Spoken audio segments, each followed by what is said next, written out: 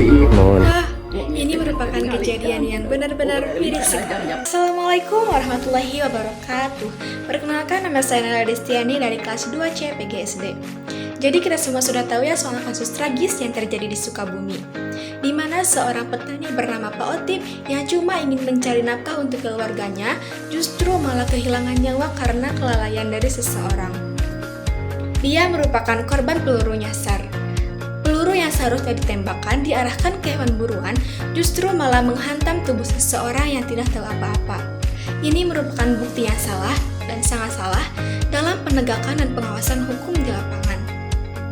Sementara itu kita tahu kalau berburu itu ada aturannya, bukan hanya sekedar membawa senapan, bukan hanya sekedar menembak sembarangan, tetapi kita harus melihat dulu apakah di area ini ada apakah area ini merupakan tempat tinggal masyarakat ataupun tempat tinggal mereka bekerja, sehingga ketika kita berburu tidak terjadi kesalahan yang kayak gini lagi.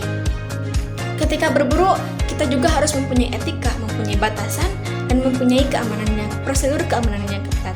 Kalau semua orang boleh berburu tanpa kontrol yang ketat, siapapun bisa menjadi korban selanjutnya.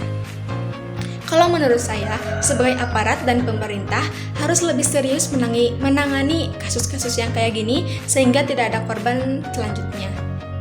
Untuk kasus ini, penangkapan memang langkah awal yang sangat penting.